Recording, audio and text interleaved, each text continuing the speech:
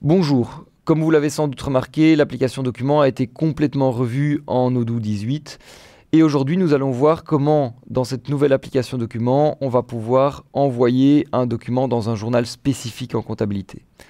Alors ici par exemple si j'ouvre mon application document, je vois que j'ai un répertoire spécifique que j'ai appelé Expense pour mes notes de frais dans lequel je retrouve mes documents. Et d'autre part, si je viens au niveau de ma comptabilité, eh bien j'ai un journal Expense et donc c'est dans ce journal Expense-ci que je veux envoyer les documents. Alors première chose à faire, c'est de venir ici dans ma configuration du journal pour venir copier le code de mon journal. Alors pourquoi est-ce que je le copie?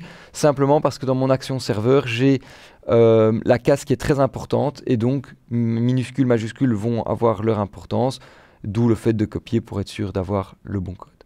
Alors comment faire ensuite pour rentrer dans ces fameuses actions serveurs? Eh bien, je vais devoir aller premièrement activer mon mode développeur, donc via le paramétrage, paramètre ici, je descends ici pour activer le mode développeur. Je vois que je suis en mode développeur parce que j'ai mon petit insecte ici en haut. Et ensuite, bien, je peux venir dans technique pour rechercher action de serveur. Ou alors, je peux venir sur l'écran central et commencer à taper par exemple action. Et je retrouve ici action de serveur. Quand je suis dans mes actions de serveur, je retrouve toutes les actions de serveur de Odoo. Et donc moi, celle qui va m'intéresser ici, c'est celle fournisseur. Donc je vais pouvoir faire une recherche sur action de serveur. Et c'est en particulier celle créer une facture fournisseur. Alors on va prendre en compte celle qui contient le type exécuter le code.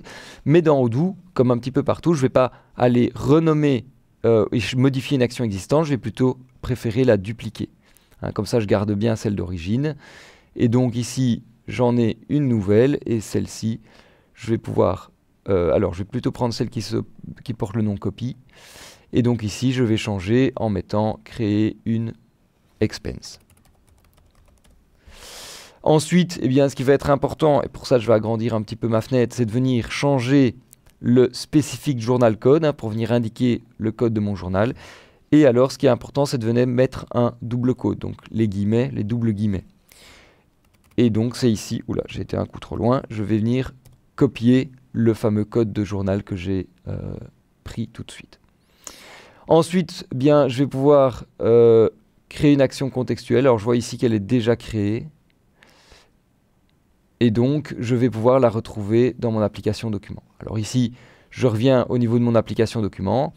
Et donc, cette fameuse action que j'ai dû mettre en action contextuelle, eh bien, je vais la retrouver ici, dans les actions select, pour pouvoir la sélectionner.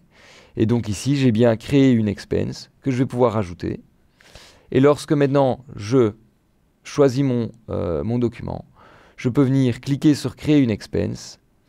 Il me l'envoie bien à l'OCR. Alors par contre, ici, je vais réduire ma fenêtre pour bien voir le document. Je peux actualiser pour avoir tout le résultat de mon document. Et je vois bien qu'ici, mon journal, c'est bien le journal expense avec le code ici devant. Voilà pour l'explication des actions serveurs. Et au mois prochain pour une nouvelle astuce.